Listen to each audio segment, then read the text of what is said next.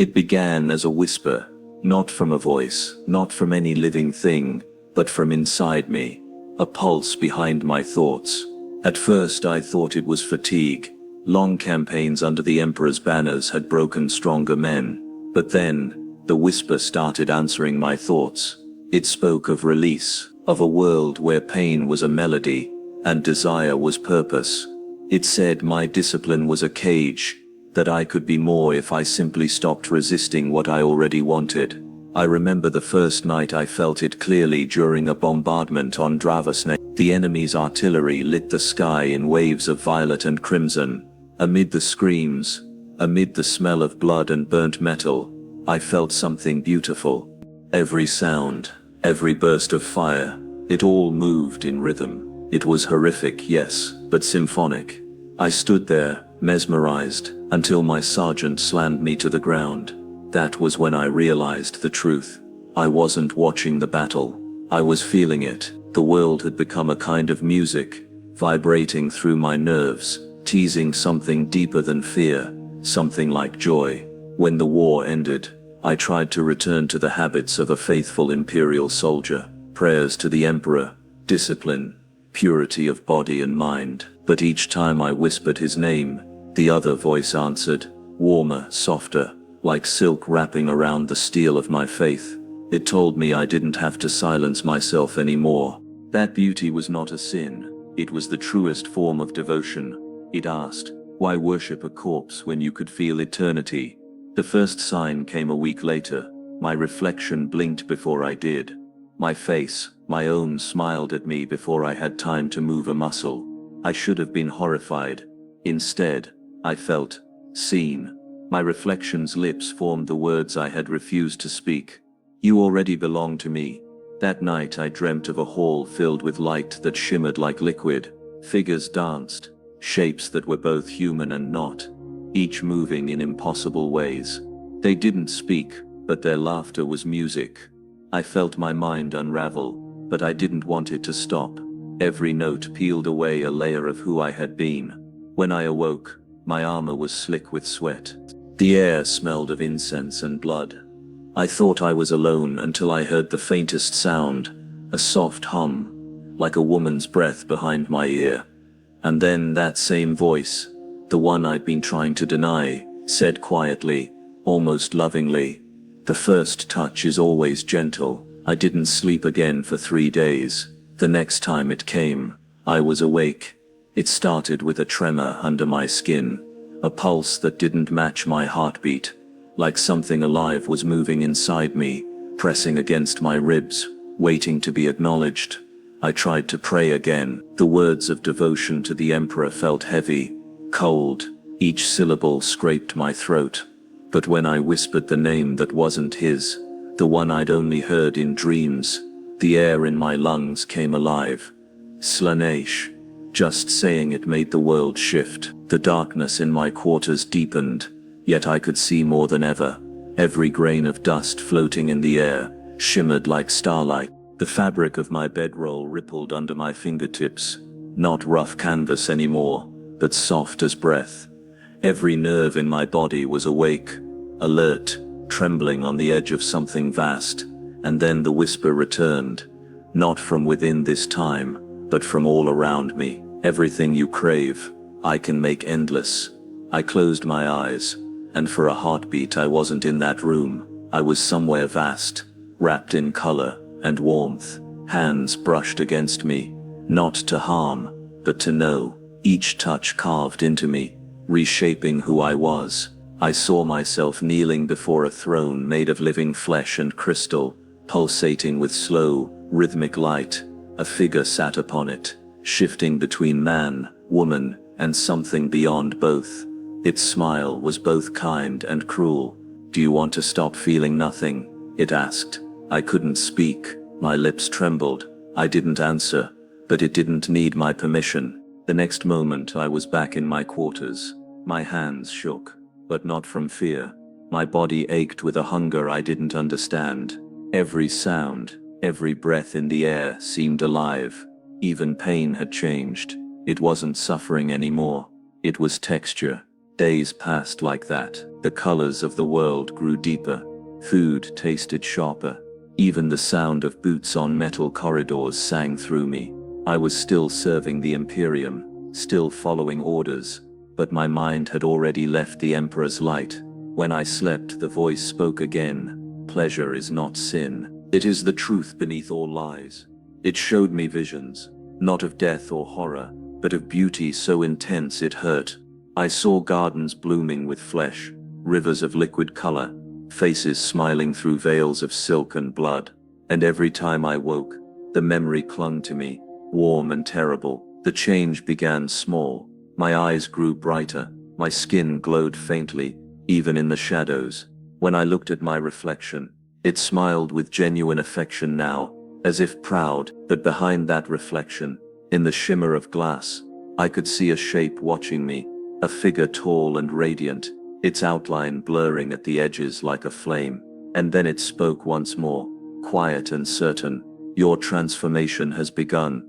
Soon you will learn what it means to truly feel. The first real sign came during battle. It was a raid on a nameless moon, one of those hollow places the Imperium had long forgotten, but still demanded we bleed for.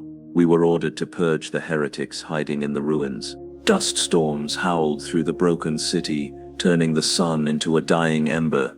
I remember the taste of ash and promethium smoke mixing with the stench of burned flesh.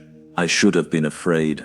I should have been focused. But when the bolt of fire began, something inside me awoke. Every detonation was a song. Every scream is a note of beauty. The flash of lasgun beams painted the world in divine light, like an orchestra of death. And I, its conductor, my pulse matched the rhythm of war. The more I fought, the more alive I felt. My blade slid through a heretic's throat, and instead of horror, I felt ecstasy. And then, I laughed. It wasn't a human sound. It tore out of me raw and wild, echoing through the ruins, until even my squad looked at me with fear. One of them, Sergeant Crail, grabbed me by the shoulder, shaking me. "Snap out of it, trooper. You're losing it." But his voice was distant, drowned beneath the whisper now roaring in my skull. "Don't fight it. Feel it. This is the truth. This is life." I saw colors in the blood spray that no mortal eye should see. The heretic's cries twisted into music. The pain from my own wounds burned sweetly. Each drop of blood a new revelation. When I closed my eyes, I saw the figure from my dreams. Slaanesh, radiant and infinite, smiling through the fire. And when I opened them again, Sergeant Crail was dead. I didn't remember killing him, only that my hands were slick with his blood, and his expression frozen in terror reflected my own joy. After that, something in me snapped. I couldn't stop smiling, couldn't stop feeling. The battlefield became a garden of sensation. The sounds of agony were no longer cries for mercy. They were invitations to join in the dance. When the fighting ended, I was the only one left breathing. The commissar found me kneeling in the ash, tracing patterns in blood with my fingers, whispering a name I shouldn't have known. They bound me in chains. They dragged me through the mud. I didn't resist. I only laughed and whispered to the wind, "He's watching me now." They said I was possessed, that I'd fallen to the whispers of chaos. They were right, but they didn't understand the gift I'd been given, because even in the cell where they kept me, even as they prepared the execution rites, I felt Slaanesh's presence beside me, not as a vision but as a pulse in my chest, a warmth spreading through my veins. "You've tasted the edge of ecstasy," the voice purred. "Now let go of everything else. Pain, fear, duty, they're cages. Break them, and you'll ascend." And in that final moment, as the bolt pistol pressed against my skull, I smiled, because I finally understood. Death wasn't the end, it was the door. When the trigger was pulled, the world exploded in light, and I fell into it willingly. There was no darkness after death, only sound, endless, layered, and alive. It began as a hum deep within my skull, then grew until it became a symphony of whispers, 1,000 voices, some screaming, some laughing, some sighing in rapture. The bolt round that ended my life had been nothing more than a key, and now the lock had turned. When I opened my eyes, if I still had eyes, I was standing on a surface that wasn't solid. It pulsed like skin, glimmering beneath a soft pink gold haze. Every step I took sent ripples of sensation through the ground, as though the world itself was reacting to my presence. The air shimmered with perfume and ash, pleasure and decay, sweetness and rot. This was not a place meant for mortals. It was too alive, too aware. And then I heard it. A voice, impossibly close, and inside me at the same time. Welcome, child of sensation. I turned, and there they were, not male, not female, not anything that words could hold. Slaanesh stood before me in a form that shifted like a reflection on water, one moment radiant and beautiful beyond comprehension, the next monstrous and grotesque, a thing of writhing limbs and eyes that smiled. My mind tried to make sense of it and failed. Every heartbeat, every blink, I saw something new. A lover, a god, a predator. You've come far. The being purred from the filth of the Imperium, to the threshold of eternity. I fell to my knees trembling, not from fear, but from sensation. Every nerve in my body burned, every atom sang. Even the act of kneeling was ecstasy. I felt tears spill from my eyes, and each tear was hot as liquid light. I don't understand, I managed to whisper. You will, Slaanesh said. You died craving more than what your corpse world could give, and so, I give you everything. A hand, soft and clawed, brushed my face, and the world broke open. The skies peeled back like silk, revealing a cathedral of impossible architecture, towers made of bone and crystal twisted into shapes that should not exist. Rivers of molten color flowed across the horizon. The air itself pulsed to a rhythm, like a heartbeat shared by everything living and dead, and in the distance, screams. Not of terror, not entirely. Some were screams of pleasure, others of despair so pure it looped back into bliss. The souls of mortals danced across the plains, their bodies reshaped by their own desires. Angels with flayed wings, lovers bound in chains of light, warriors locked in eternal battle where every wound brought euphoria instead of pain. It was beautiful. It was horrifying. Slaanesh smiled, eyes glittering like fractured mirrors. You see now, pain and pleasure are not opposites. They are the same breath, drawn in two directions. The Imperium calls this heresy, but it is true. Every cut, every scream, every moment of longing, all lived here. And I understood. The Emperor's realm demanded obedience and silence. But this place, this realm of the Prince of Excess, offered freedom through surrender. When I tried to speak, my voice came out as a whisper, trembling and ecstatic. Show me everything. You will see, Slaanesh, smiling. But first, you must forget what it means to be human. The air thickened, the ground beneath me pulsed like a living organ, and as tendrils of light wrapped around my limbs, dissolving flesh and soul alike, I felt myself becoming something new, something that could feel forever. There are no clocks in the domain of Slaanesh, no rising suns, no passing hours. Time doesn't move, it shudders. I don't know how long I've been here. Days, centuries, or maybe just a single heartbeat that never ends. All I know is that I am constantly being unmade and remade, each moment stripping away another layer of who I was. At first I thought the torment was punishment. The pain is too deliberate, the pleasure too cruel. But after a while, when every sensation blended into one, I began to understand. This is not punishment, this is communion. The ground trembled beneath me as the others approached. They came crawling, gliding, slithering. Forms that had once been men and women but were now something else entirely. Some still had faces. Others were sculpted from beauty and horror alike, their skin glistening with color that had no name, their voices soft as broken glass. They gathered around a vast structure that looked like both an altar and a table, carved from bones that hummed with a low, rhythmic tone. Upon it lay a figure, motionless and luminous, their skin glowing faintly beneath the ambient light. I felt hunger rise inside me, not for food, but for feeling. Slaanesh's whisper reached my thoughts, like silk dragged across raw nerves. This is the feast, my child. You must consume to understand. Take what you crave, give what you are. I didn't question. None of us did. We stepped closer, hands trembling, mouths dry. The scent was intoxicating, sweet, metallic, and unreal. I reached forward and touched the figure's chest. It wasn't flesh, not anymore. It was something alive, something that responded to my touch with warmth and pulse. The sensation rippled through me like lightning, pain, then pleasure, then both together in perfect synchrony. Someone beside me moaned, another began to laugh, and then, without hesitation, we began to tear, not savagely, reverently. Each motion is deliberate. Every fragment consumed became light, flowing into our bodies like molten gold. The act itself was sacred.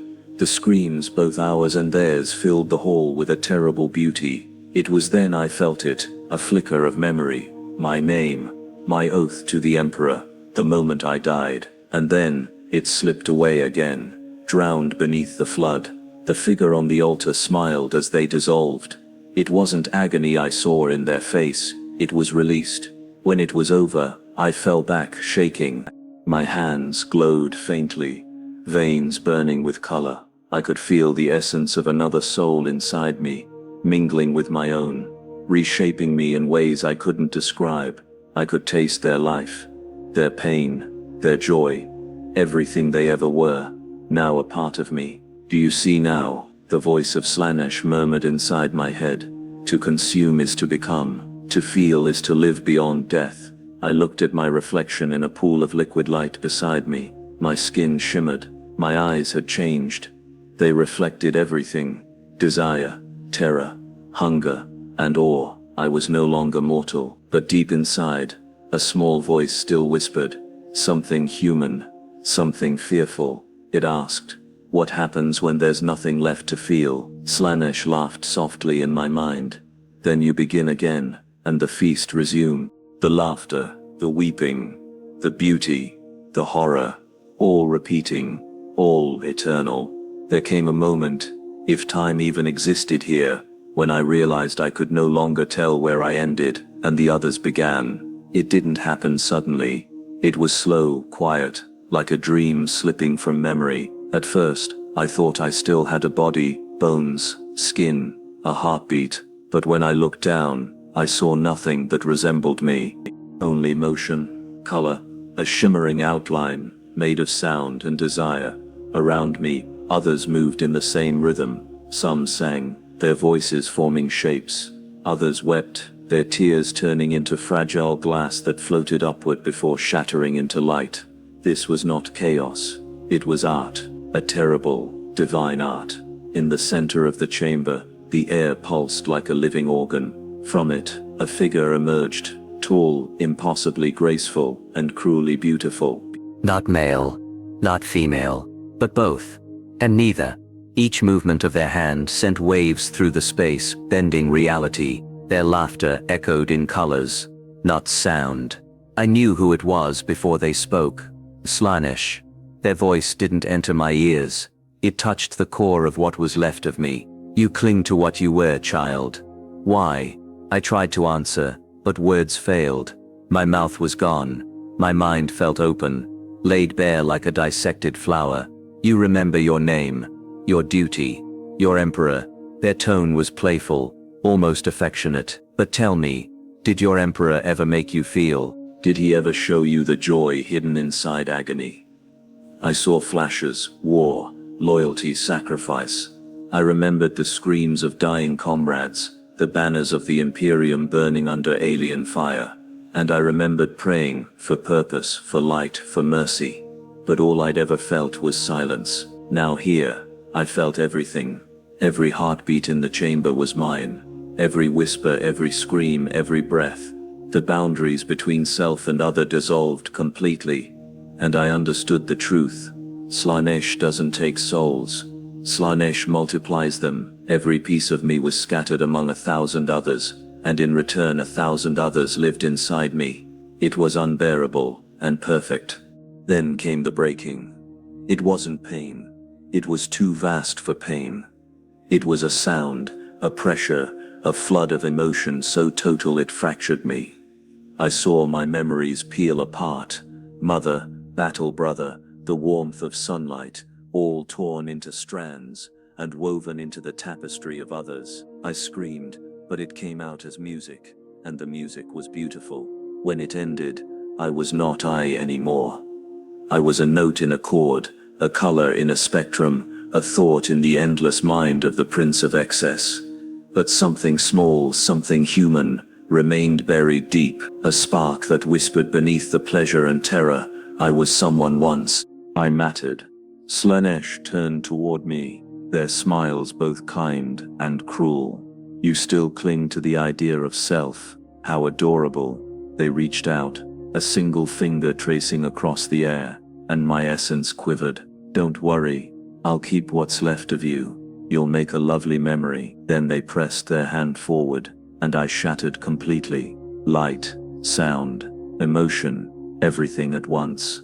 And for the first time, I stopped fighting it. I let go, and in that surrender, in that final, dissolving moment, I understood what true eternity feels like.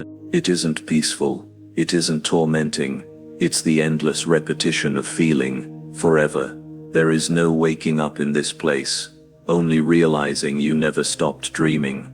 If I still had lungs, I might say I breathed sound instead of air. If I had eyes, I might say the dark here shimmered with colors that hurt to remember.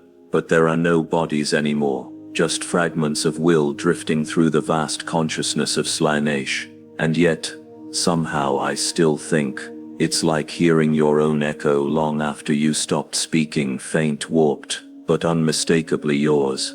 That echo is what's left of me. My thoughts are whispers tangled among millions of others, all humming with ecstasy, despair, and something like laughter. We share sensations, a billion overlapping dreams, stitched together by the God that owns us. One moment I taste the sweetness of a lover's breath. The next, I feel the crunch of bone underfoot in a battlefield memory that isn't mine. It all bleeds together until meaning disappears. But I can't let go of mine. I remember the last thing I saw before the end, a banner torn and burning. The Imperial Aquila fading in smoke. That memory loops inside me like a heartbeat, anchoring what's left of my identity. Every time it fades, I drag it back. Not because I believe it will save me, but because it's mine. Around me, other souls murmur, not in words, but in sensations that pass through like heat. I can feel the ones who've given in, their essence soft, quiet, dissolved in bliss.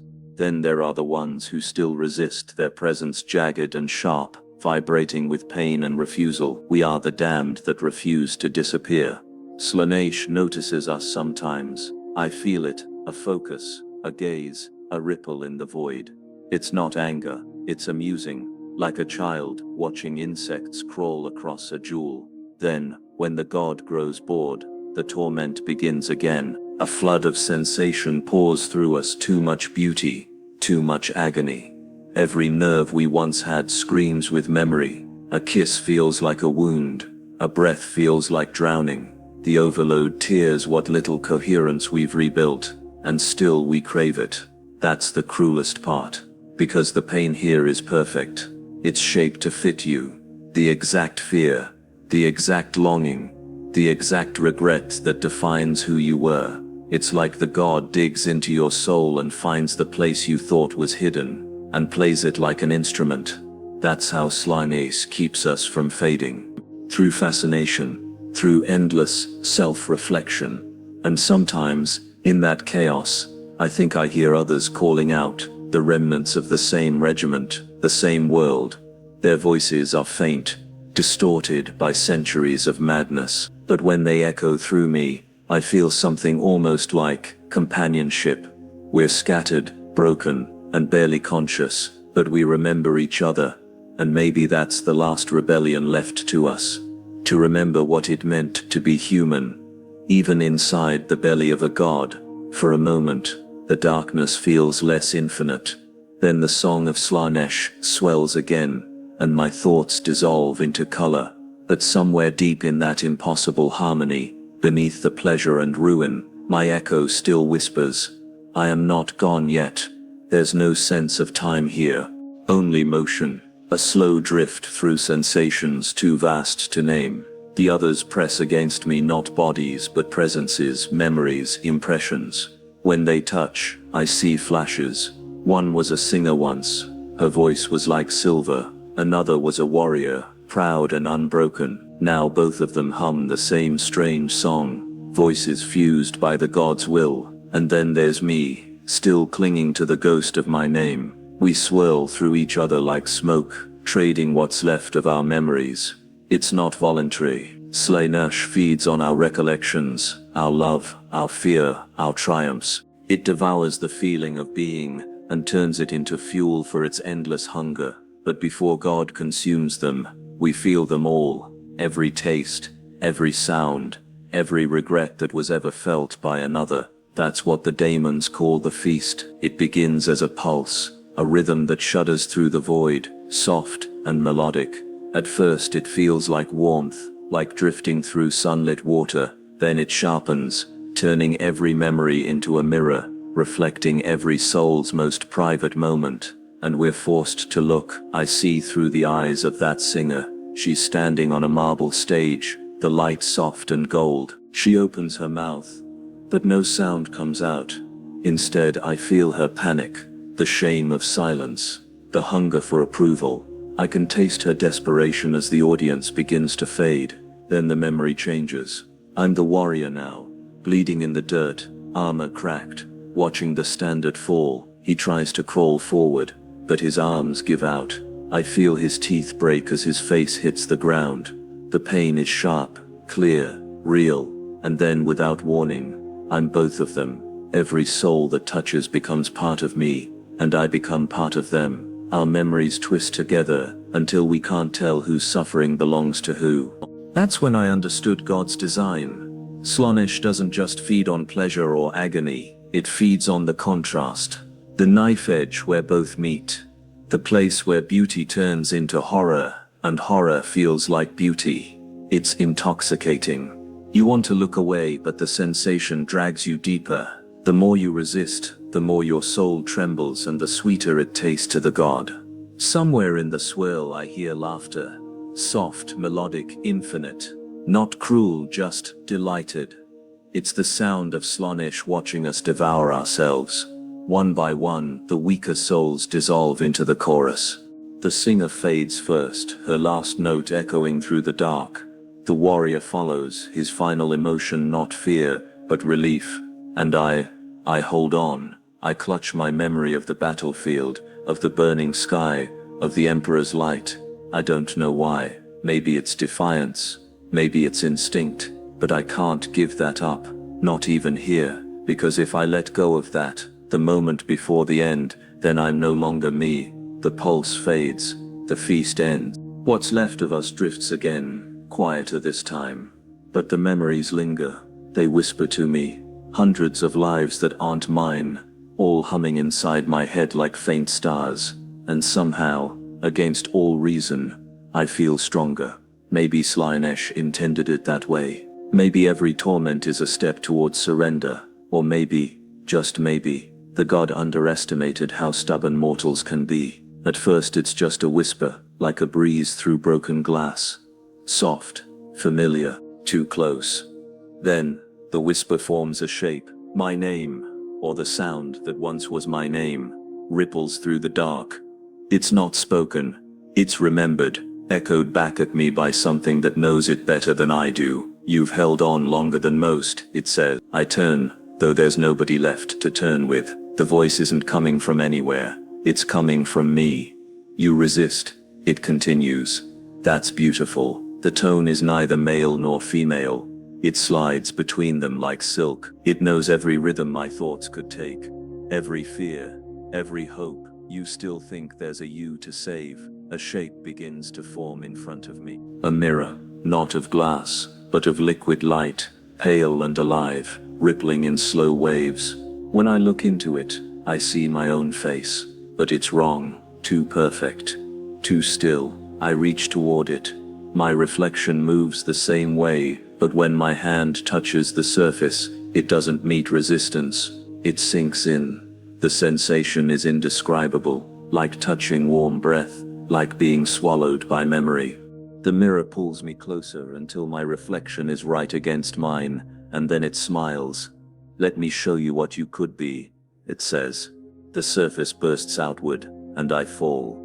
I see myself standing again, whole, armor shining like new. Around me the battlefield lies in ruins, but the sky above isn't the cold void of war.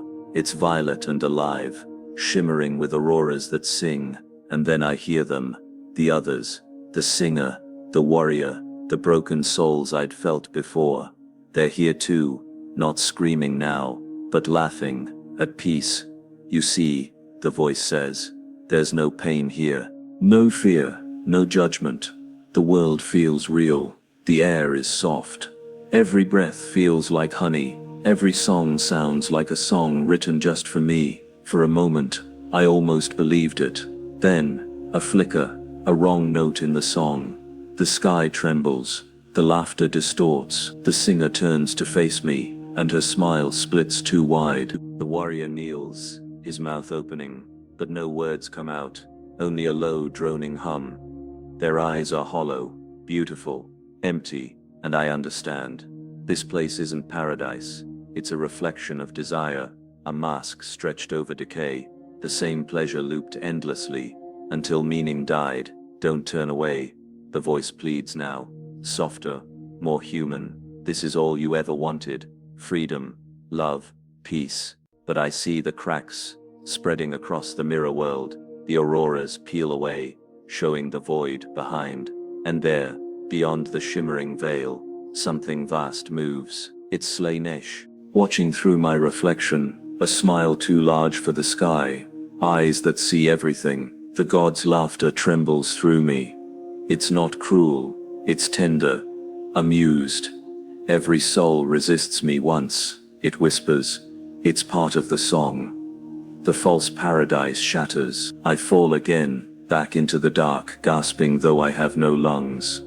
The last thing I see before the void takes me, my reflection still smiling, waiting, and for a heartbeat I can't tell if I fell out of the mirror, or into it. There is no silence here, only the hum. It starts deep, beneath the skin that isn't mine anymore, a vibration that grows until it becomes rhythm, then melody, then me. Every thought begins to echo, carrying sound where there should be none. The hum fills everything, soft and low, and in it I can hear myself unraveling. At first I try to fight it. I focus on what I remember, my name, the chapter's oath, the feel of ceramite and steel. The memories come, flicker, fade. Each time I reach for one, the hum swallows it. The oath becomes a tune, the memory becomes verse. Soon, I can't tell what's prayer and what's song. "You're almost there," the voice whispers. It's everywhere again. Sometimes it's inside my skull, sometimes behind me, sometimes it is me. I want to ask what there means, but my mouth doesn't exist anymore. My words come out as sound, low notes rippling through whatever passes for air. And then, something answers. The sound rises, not from outside, but from within. A harmony, another version of me, singing back, then a third, then a dozen. Every echo I've ever made returns, each one alive, each one joining the chorus. For a moment it feels right. All the pain, all the fear turned into sound, controlled, shaped, beautiful. I begin to see things in the vibration, lights pulsing with every note, faces forming and dissolving in rhythm. They're all singing too, but their mouths don't move. The music comes straight from their memories. Each soul here is a note in an endless song. "This is what you are now," the voice says gently. "A part of the eternal symphony. The pain is gone, because the self is gone. I should feel horror. I don't. I feel peace. But it's a hollow kind. because I realized the hum was always Slaanesh. The melody, the echoes, even my resistance, all of it was part of the same rhythm. I haven't escaped, I've simply changed form. A ripple of laughter moves through the song, sweet and sad. I know who it is. The goddess of excess doesn't need to speak. The sound itself bends around her presence. She doesn't command, she suggests. And with every suggestion, the music tightens around me. I see visions forming in the sound. The moment of my death, red and wet. The faces of those I failed. The fire that burned my name away. But now they twist, melt, replay, slower, softer, set to rhythm, transformed into something beautiful. I try to scream, but the sound blends perfectly into the chorus. That's when I understand the true torment. It isn't agony. It isn't painful. It's acceptance. The moment you stop fighting, when you believe the music is beautiful, that's when you're gone. The hum deepens. My name fades with it. In its place there's only the pulse, the steady beat of a god who never sleeps. And somewhere in that rhythm, my soul begins to dissolve, not vanishing, but becoming something else entirely. A note, a harmony, an eternal echo. There's a moment so brief it barely exists when all sound stops. The hum collapses into silence. And in that silence, I finally feel still. It's terrifying. For so long, my reality has been rhythm, vibration, melody, endless motion. To stop feels wrong, like falling off the edge of a world made of song. The silence presses against me, thick and warm, like a living skin. I can feel it moving, breathing, and in the dark between sensations, something whispers, "This is what you always wanted. Rest, peace, stillness." But it isn't peaceful, it's something else. Something too perfect, too heavy. Every second feels like a weight dragging me deeper. I realize that stillness isn't the end of motion. It's the moment before it starts again. A divine inhale, the pause in the lungs of a god. I am floating in the breath of Slaanesh. Every time she exhales, I feel a wave of sensations roll through me. Heat, pleasure, grief, joy, all blurring into one endless pulse. Each wave feels like a lifetime. Each pause feels like dying. And then the laughter begins again. It doesn't echo this time. It is touching, soft, like fingertips brushing along a wound. It's not cruel, not at first. It's intimate. The goddess doesn't speak in words, but I feel her meaning. You were made for this. Every fear you ever had, every longing, all of it was a song waiting to be sung. Now you are the song. My body, if I still have one, starts to respond. Each pulse, through the silence, draws shapes from memory. My armor, my hands, my scars, they reform, only to melt away again.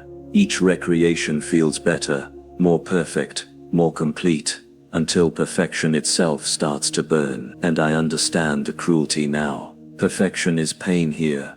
It never ends, because the moment you reach it, it shifts again. Higher, brighter, deeper. The pleasure becomes too vast for flesh, too much for mind, too consuming for soul. The stillness doesn't save me. It resets me over and over, so I can fall again. In one of those resets I see her, Slaanesh, not as a figure, but as movement. A shape that's never still, 1,000 faces, all whispering the same sound, want. Her gaze, if that's what it is, falls on me, and my existence explodes into color and pain. Every nerve that ever existed lights up, every memory screams, every emotion collides. It's too much, and yet I need more. That's how she wins. Not through fear, not through force, but through desire. You want to look away, you can't. You want it to end, you don't. You want to scream, you already are, forever. And in that paradox, you begin to understand.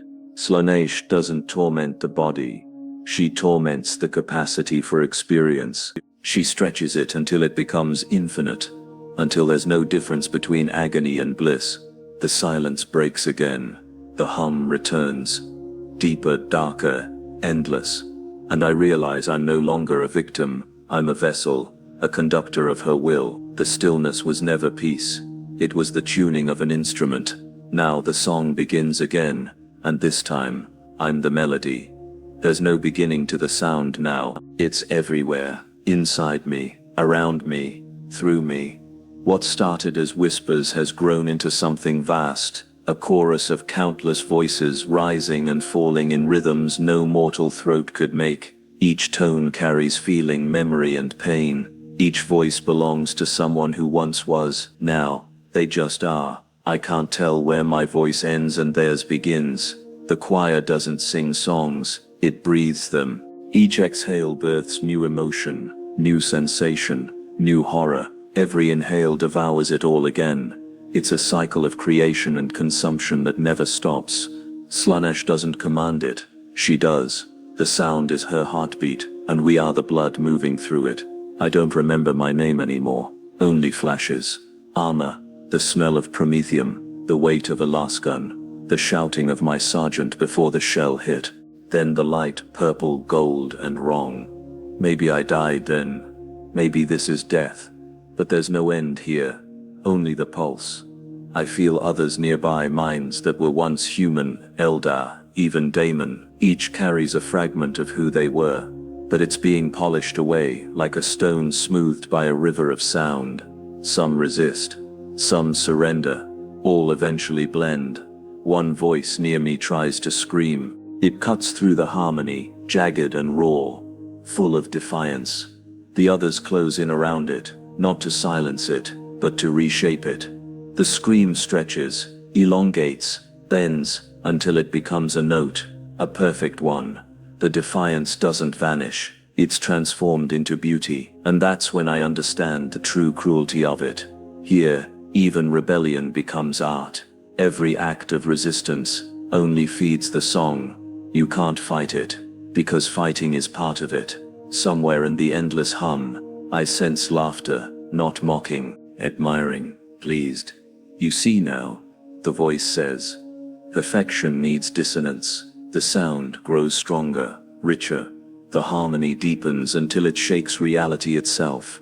Colors bloom in the dark, too bright to exist, too beautiful to look at. They twist with the rhythm, each hue a chord in the living music. The choir swells, and I feel myself dissolve further. My thoughts scatter into notes, each one taken by the current. One becomes sorrowful, another becomes heat, another, a small desperate memory of my home world, a blue sky and the smell of iron dust. It's taken, softened, folded into melody, and I realized something awful. Even my longing is beautiful here. My despair sounds divine. No suffering is wasted, no emotion dies. Every fragment of me fuels her pleasure, her endless perfect composition. The sound builds and builds until it feels like the galaxy itself is vibrating. The stars pulse in rhythm, the warp responds, stretching to contain it all. And just before I vanish completely, I feel a faint echo, like a hand reaching back through the noise. A voice, quiet and human, buried deep within the song. Don't forget, we were men once. It fades. The music swallows it. I try to remember what men means, but the word slides out of meaning, melting into tone. The pulse grows stronger, and I let it take me. There's nothing left to hold on to. Nobody.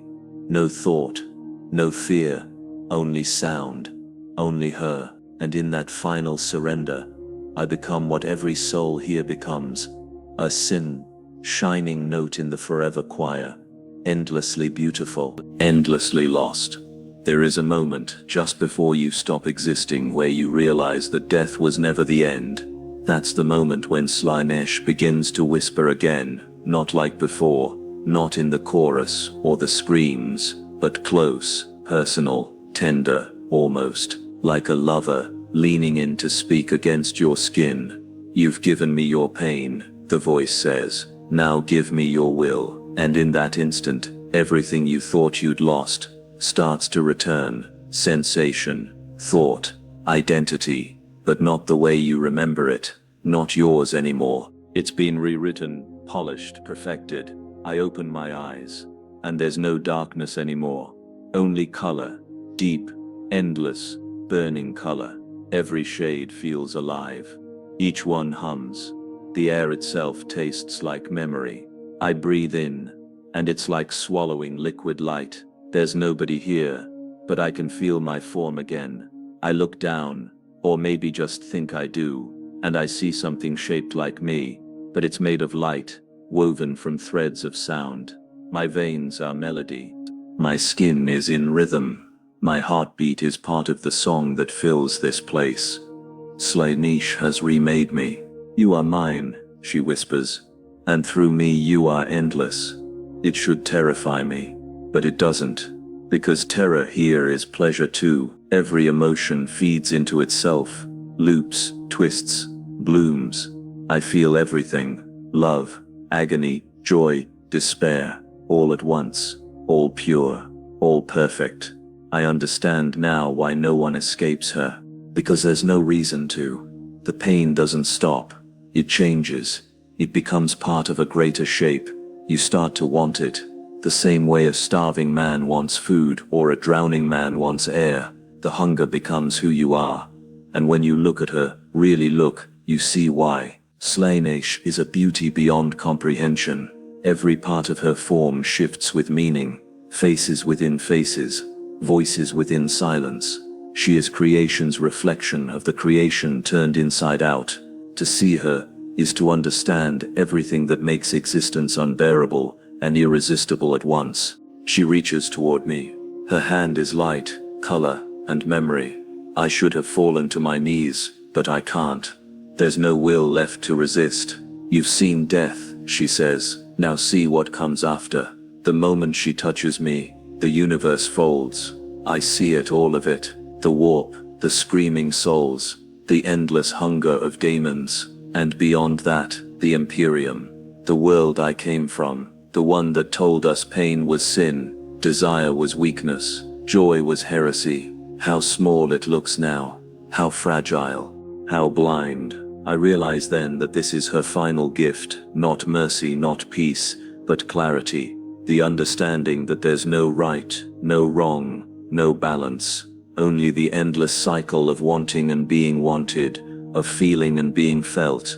The choir stirs again around me. They recognize what I've become, another thread in her perfection. A new voice joins the harmony and it's mine, but this time I'm not lost in it. I'm part of it, willingly. Every note I sing is pain turned beautiful. Every sound I make feeds her, and through her the universe itself. I am no longer a mortal, no longer a soul. I am a hymn, eternal, exquisite, and utterly consumed. And when she speaks again, her words ripple through me like fire through silk. Welcome home, my child. The song swells, the light blooms, and what was once a man becomes a prayer that never ends. They call it pleasure, but the word means nothing here.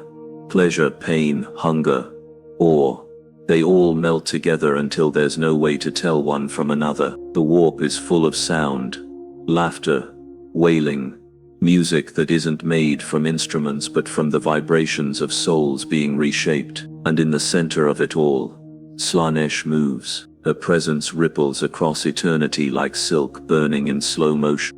Every motion, every whisper sends out waves that touch countless worlds. She doesn't have to speak to be heard. Desire itself is her voice.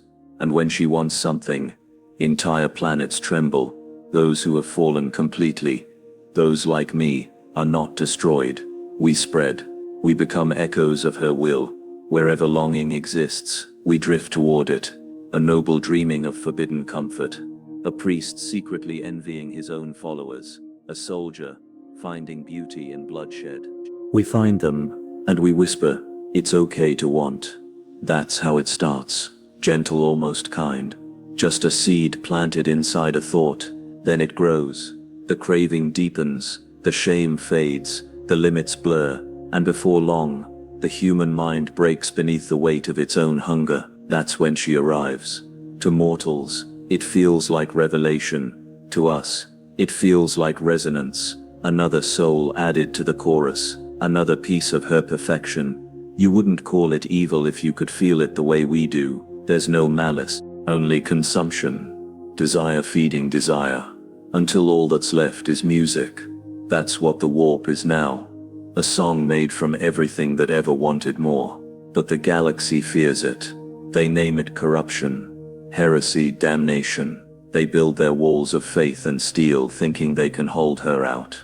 It almost makes me laugh, because she doesn't need to break their walls. She only needs to wait. Every human, every Xenos, carries a spark of her inside them, the capacity to feel too deeply, to want too much. That spark is the door, and once it opens, it never closes. Sometimes entire worlds open at once. I've seen it happen, from beyond the veil, drifting in her current, a hive world, bursting at the seams with devotion and despair. Factories thunder, choirs chant, people live and die without ever feeling alive, until one day someone asks the forbidden question, what if there's more than this? And that's all it takes. The air changes, the colors shift, reality bends, desire pours through every street, every prayer, every mind. What was once a city becomes an offering, every heartbeat a drum, every breath a hymn. The walls melt, the ground sings, and in the end they don't scream, they celebrate. That's what mortals never understand. No one is dragged to Slaanesh. They walk to her, step by step, heartbeat by heartbeat, until the line between wanting and worship disappears.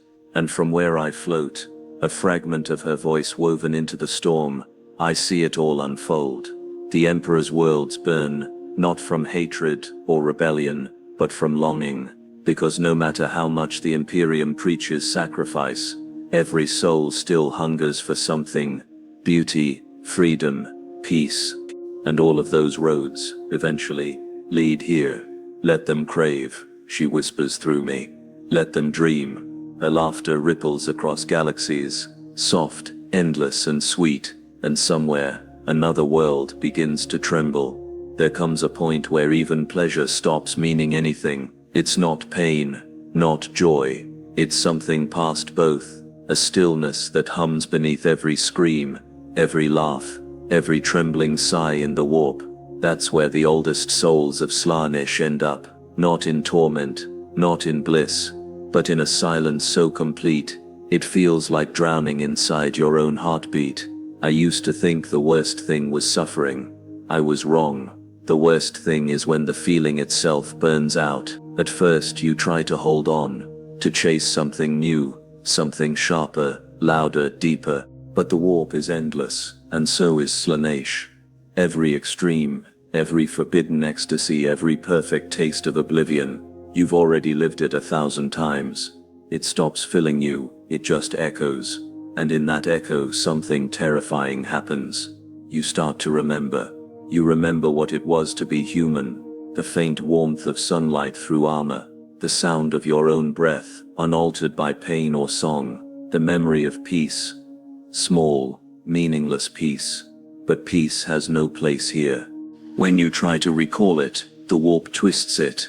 You see a sunrise, and it pulses with hungry colors that want to swallow you whole. You remember laughter, and it comes back distorted, stretching into eternity. You reach for silence, and the silence whispers your name. That's when the truth hits you. There is no escape, not even in forgetting, because Slaanesh doesn't own you. She is you. Every thought you've ever had, every craving, every drop of desire that ever flickered in your mind, all of it was just pieces of her, waiting to return home. Now you understand what unending torment really means. It's not fire, it's not chains, it's knowing that you can't stop being.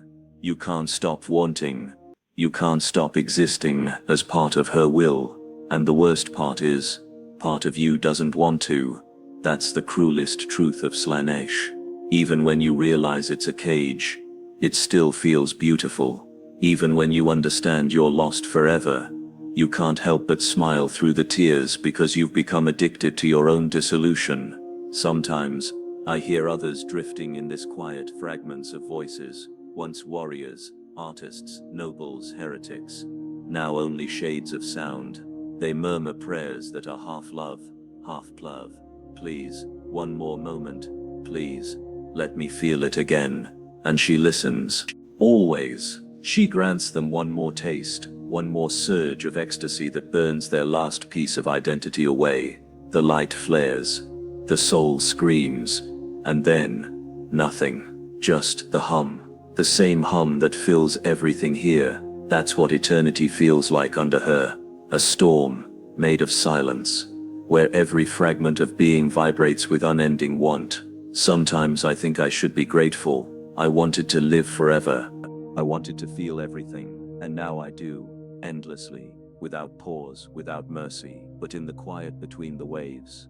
When even the warp stops shifting for a breathless instant, I almost think I hear something else.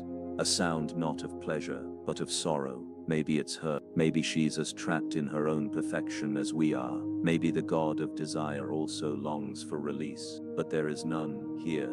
Desire never dies. It only forgets what it's reaching for. And so the silence stretches on until the next soul arrives, whispering, trembling, still human enough to think they can handle eternity. They never can.